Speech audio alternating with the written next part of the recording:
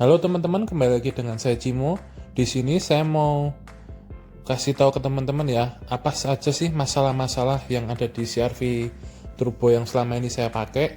Nah, di sini tentu saja ya, walaupun mobil ini termasuk mobil 5 besar mobil terlaris di dunia, tetap aja tidak ada mobil yang bebas dari dosa ya teman-teman. Semua mobil tuh ada dosanya, ada kelebihan dan kekurangannya teman-teman. Jadi nggak mungkin ada yang sempurna. By the way, itu logo RS nambah 20 HP ya teman-teman. Ini adalah Honda CR-V Turbo non prestige ya. Saya tempel logo RS biar tambah 20 HP, biar kayak TRD gitu ya teman-teman ya. Nice.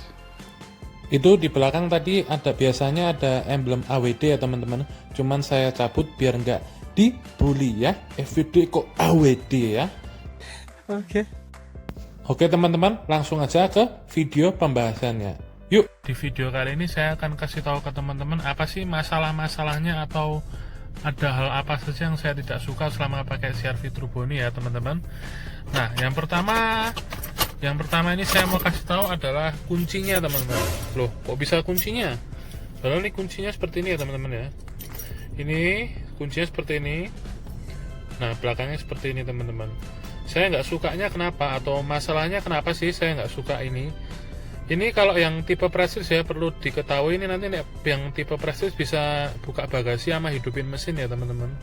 Tapi karena berhubung punya saya CR-V Turbo non prestige, jadi cuman ada 2 tombol nih ya. Tapi desainnya sama ukurannya sama ya teman-teman. Yang saya permasalahin apa? Nah, saya tuh kalau beli mobil, pertama kali yang saya tanyakan ke salesnya atau dealernya itu bentuk kuncinya seperti apa. Jadi saya pengen kalau punya mobil tuh bentuk kuncinya bagus gitu loh teman-teman. Nah, sayang sekali ini dari Honda Jazz, HR-V, CR-V, Civic ini bentuknya kayak gini loh teman-teman. Gila nggak? Wah, payah ini. Nggak ada bagusnya gitu loh. Jadi saya pertama kali punya HR-V itu lihat kuncinya seperti ini bagus sekali ya teman-teman. Saya lihat si HR-V itu kuncinya pertama kali, bagus sekali, mewah, taruh meja bagus, mobil anak muda lah, apalah. Nice. Tapi begitu punya CR-V kuncinya sama kayak gini, kecewa sekali ya. Tapi tetap saya beli. Kenapa? Karena ada hal-hal positif lainnya yang lebih bagus dari negatifnya ini ya teman-teman. Yang saya jabarkan ini positifnya lebih banyak, dan itu kenapa saya tetap beli CR-V Turbo ini. Tapi hal pertama yang saya tidak suka, pertama ini kuncinya jelek ya teman-teman, nggak layak lah. Harusnya seperti Toyota ya, Innova dibedakan, Fortuner pun dibedakan. Paling nggak belakangnya, walaupun ya Honda ini dia nggak mau rubah desainnya, dia nggak mau rubah desainnya seperti ini, paling nggak logo belakangnya ditulisin lah CR-V, jadi lebih spesial gitu teman-teman. Kalau ditaruh di meja gitu lebih bagus ya. Ini hal pertama. Terus kedua, ini ya kedua ya teman-teman, ini parah sih. Ini ada kaca ya, cuman sayang sekali ini dia nggak ada ininya teman-teman, nggak ada ininya. Parah loh, ini mobil 500 juta loh, nggak ada lampunya teman-teman. Padahal di HR-V yang lebih murah itu ada. Nanti kalau videonya udah tampil bisa dilihat teman-teman. Nih kiri kanan nggak ada teman-teman, keterlaluan banget ya, sangat keterlaluan. Ini nggak layak banget sih, ini parah banget ini. Saya pertama beli mobil tuh test drive, saya sayangnya nggak ngecek ini, padahal ini bisa jadi poin ya. Setelah mobilnya datang malah nggak ada ininya, sampai tipe prestige pun nggak ada ya. Jadi ini sungguh mengecewakan ini, padahal kepake banget loh teman-teman. Nah, terus yang selanjutnya di sini ada ya teman-teman, ini bagus ya, bisa maju mundur. Nah, cuman ini gimana ya teman-teman ya, ini kalau dipakai sudah kuat ya. Nah, ini masih bunyi ya teman-teman, tapi nggak terlalu, ini harus tekan kuat baru bunyi, atau enggak ini maksudnya, nah ini goyang-goyang gini. Dulu pertama kali mobilnya datang ya teman-teman ya, ini lebih parah lagi. Ini kalau kesentuh gini, bunyinya bisa ngi. Wah, parah banget lah, nggak layak banget lah. Ini bisa bunyi ngi. Dealernya ditanya memang semuanya seperti itu. Ini nggak mungkin kan. Akhirnya saya membuktikan dengan mobil di dealer itu saya masukin semuanya. Ada yang lebih bunyi dari punya saya, ada juga yang tenang. Jadi ada yang lebih tenang dari ini, ada juga yang mirip seperti ini. Yang seperti kondisi sekarang. Akhirnya sama Hondanya, dealernya, ini dibongkar ya teman-teman ya, dibongkar sama dia, dikasih peredam, dikencengin apanya, sampai sekarang jadi seperti ini, jadi bagus. Jadi ini tidak bunyi.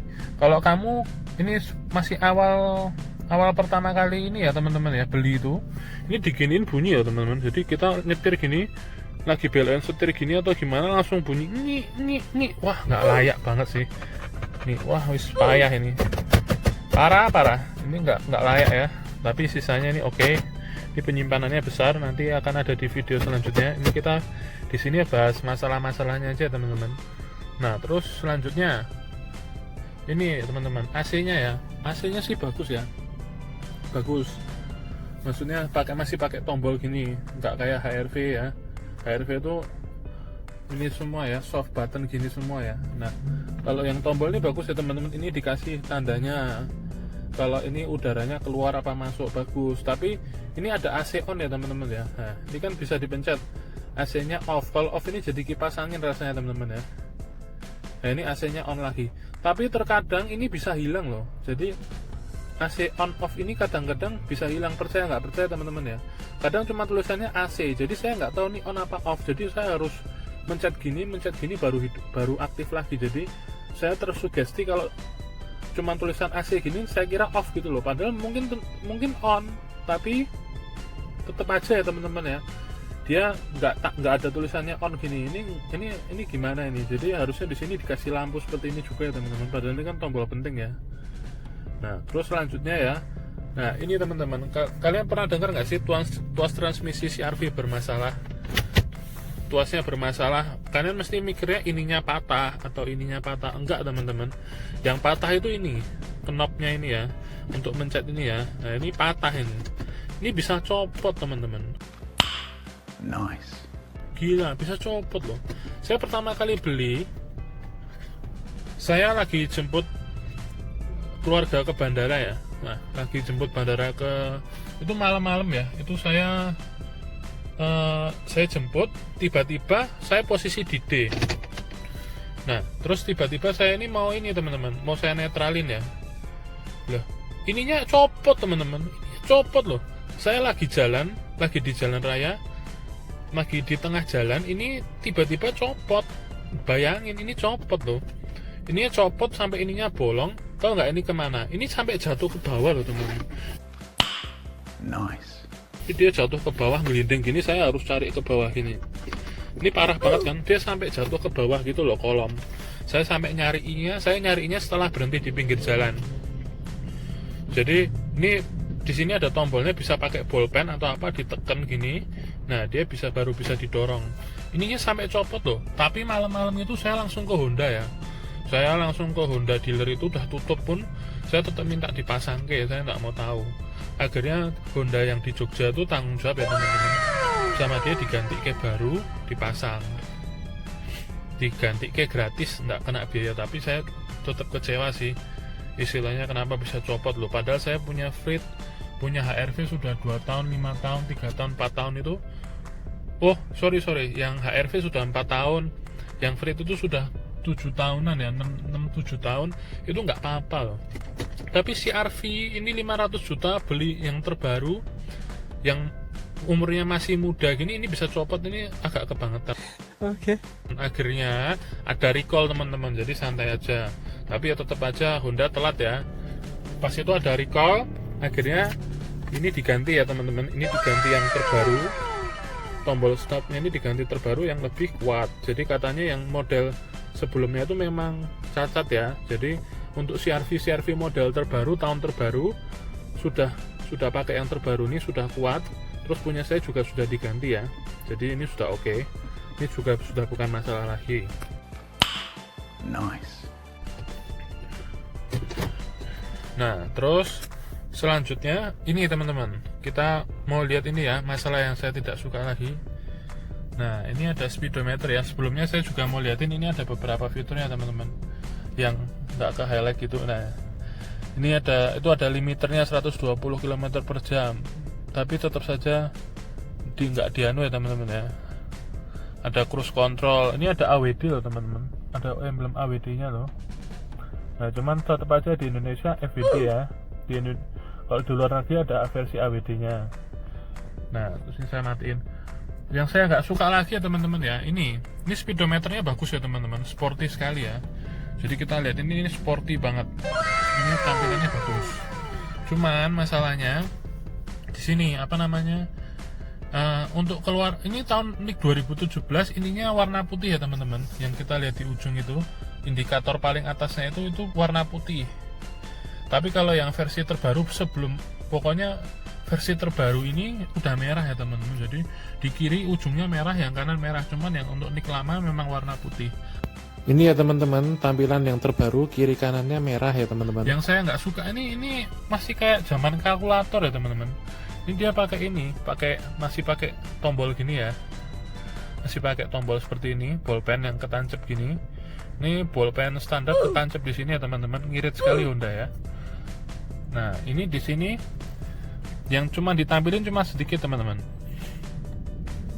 Nah cuma average, oil life, udah gini aja, balik lagi teman-teman. Nggak ada fitur-fitur apapun atau yang bisa diatur di sini tuh nggak ada. Jadi cuman gimana ya teman-teman ya, bentuknya bagus tapi sebenarnya ini cuman jelek ya, isinya jelek sekali gitu loh.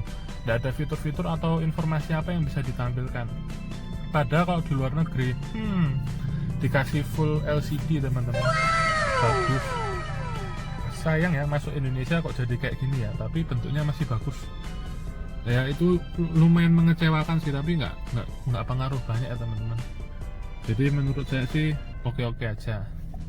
Nah terus ini juga sudah kena recall ya teman-teman. Recall ada, nanti saya tunjukin lengkapnya. Ada steering ini, ada knob ini, sama satu lagi teman-teman, oil life.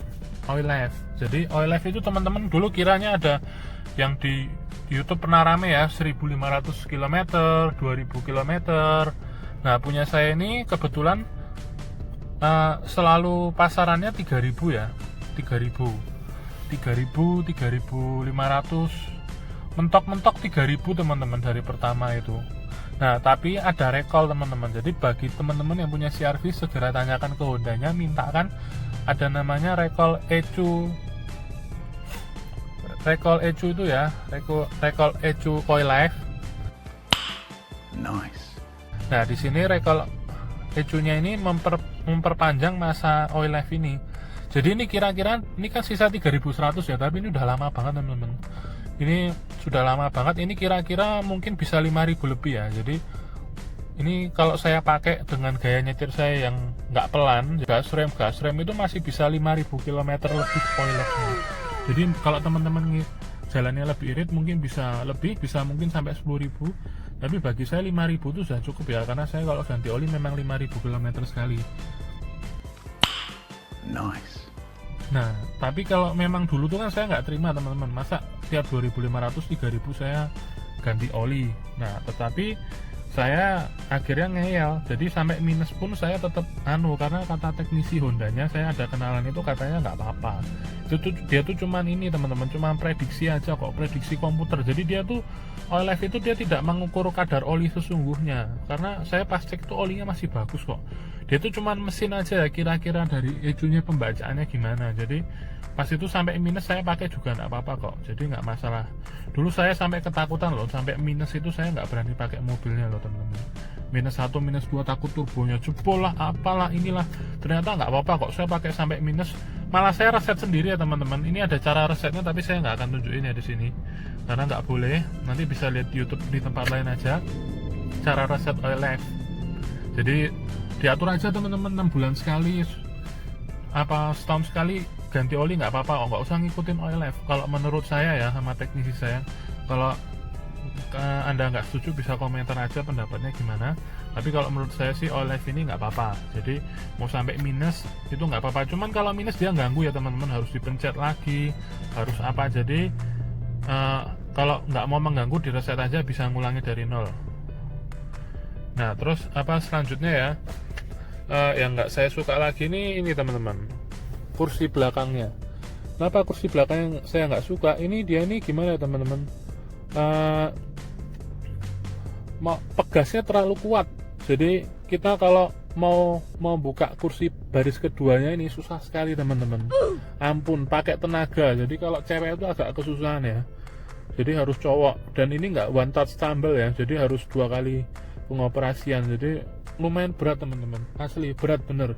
Nggak ada yang mudah gitu kah? Honda ini gimana sih? Ngasih kursi kok susah sekali dilipat ya. Oke teman-teman, yang terakhir ini adalah ngelitik. Loh kok bisa ngelitik?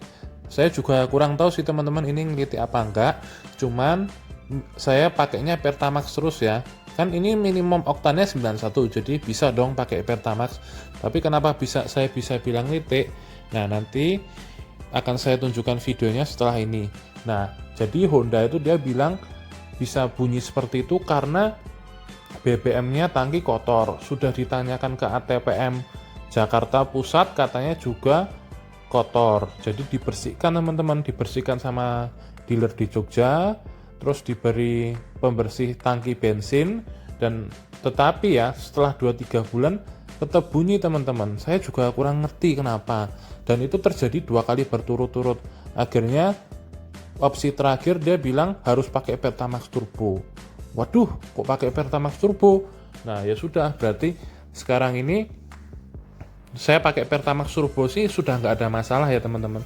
Sudah 2 bulan ini pakai tidak ada masalah. Tapi saya nggak tahu ke depannya gimana. Nanti kalau ternyata ada masalah akan saya update ke depannya ya. Gimana ini kok masih bunyi lagi. Jadi kalau mobilnya ditarik itu bunyi teman-teman gasnya. Jadi saya kurang tahu nih bunyinya kenapa.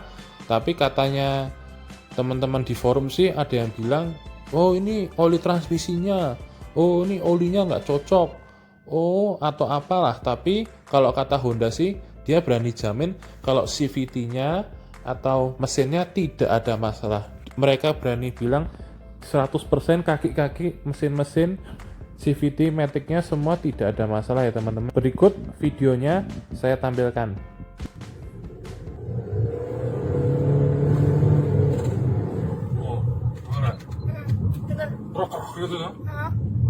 Gimana CR-V Turbo teman-teman? Ada masalah ngelitik gini juga nggak? Atau masalahnya persis solusinya gimana? Tolong saya dibantu ya. Oke.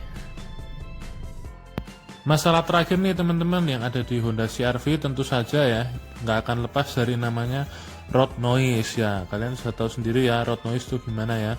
Nah jadi di Honda CR-V ini di jendela kiri, jendela kanan, apa-apa itu kedap teman-teman, bagus lah istilahnya, kedap nggak ada yang salah lah, istilahnya bagus, sudah meningkat jauh. Tapi tetap aja road noise nya masih masuk ya teman-teman.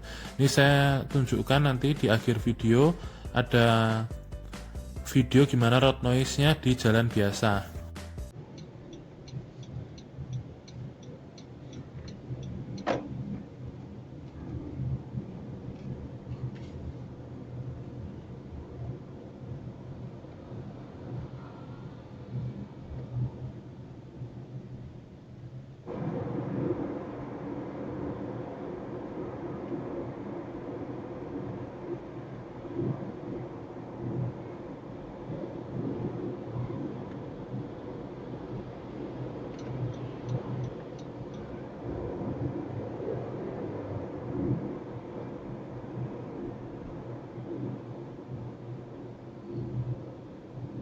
Itu ya teman-teman kira-kira suara road noise-nya. Kalau di jalan beton seperti di tol lebih bunyi lagi ya, lebih masuk bunyinya, ampun ya. Tapi dibandingkan dengan kompetitor memang Honda CR-V ini masih kalah ya. Kompetitor seharga seperti CX-5, Fortuner, Pajero itu memang masih masuk. Tapi dibandingkan dengan HR-V, Brio, dan sekelas Hondanya ini sudah peningkatan jauh untuk Honda CR-V ini dibandingkan Honda lainnya. Jadi sudah lumayan lah teman-teman. Nah gitu ya teman-teman kekurangannya dan masalah-masalahnya yang saya alami sendiri dalam menggunakan CR-V Turbo ini selama kurang lebih 2 tahunan ya. Walaupun kilometernya masih kecil tapi tetap aja ini yang bisa saya bagikan kepada kalian, masalah-masalah yang dapat saya jabarkan. Tentu saja tidak ada mobil yang sempurna tanpa dosa ya teman-teman. Semua mobil ada kelebihan dan kekurangannya. Terima kasih ya teman-teman sudah like, komen, dan subscribe ya. Jangan lupa di sharing dan disebarkan supaya orang lain bisa tahu dan kedepannya Cimo juga berharap untuk menjadi masukan ya teman-teman untuk Honda menjadi lebih baik lagi untuk faceliftnya di CR-V Turbo yang terbaru. Terima kasih.